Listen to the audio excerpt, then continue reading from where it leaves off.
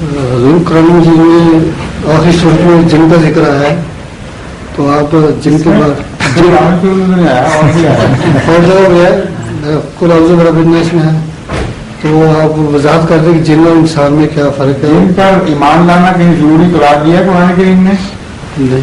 ایمان تو ذکر آیا یہ نہیں ہمیں پتہ ہے، تو موجود ذکر جو آیا ہے، لیکن وہ کیا چیز ہے یہ نہیں نا بتایا تفصیل سے، پھر کس طرح پتہ کیا جائے؟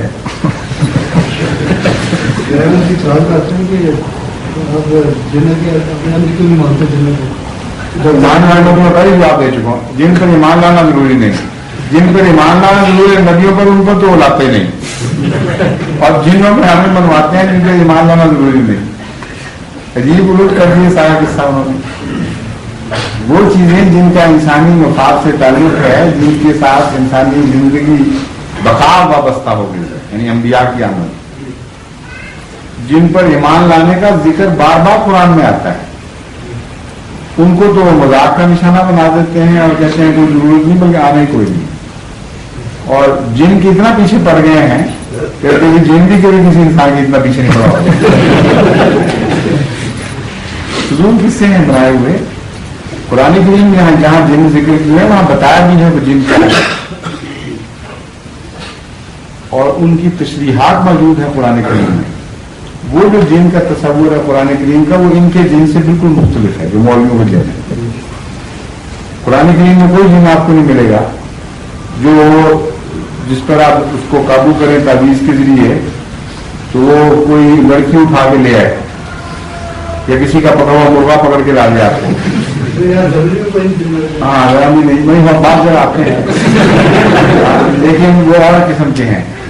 بہرحال یہ جو جن میں بتا رہا ہوں مولویوں والے جن کو دم درود سے قابو کر لیتے ہیں اور اس کے بعد گندے کام ان سے کروائیں اور چوریاں کروائیں اور جو جان کی شرارتیں وہ ان سے کروا لیں، کسی کے کپڑوں کو آگ لگوائیں، کسی کو زندگی مصیبت میں ڈال دیں، ایسے جن کا قرآن میں نہیں ذکر ہے نہیں نا. تو مولوی سے کہو یہ جن تو ہمیں نہیں ماننا، جو تم منوانا چاہتے ہو وہ یہ جن ہے. جو دوسرے جن ہیں قرآن کریم میں ان کو ہم مانتے ہیں. قرآن کریم فرماتا ہے ہم نے سلیمان کے لیے حضرت داؤد کے لیے جن قابو کیے تھے، وہ غوطے مارتے تھے سمندر میں اور اندر سے موتی نکال کے لا کے دیتے تھے اور بڑے کام کرتے تھے ان کے لیے.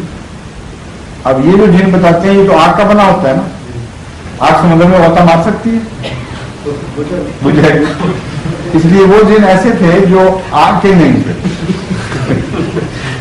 پھر قرآن کریم فرماتا ہے مقرنین فی الاسفار، وہ ایسے جن تھے جن کو ہم نے زنجیروں میں جکڑا ہوا تھا یا لوگوں داؤد کے لیے جکڑے گئے تھے زنجیروں میں.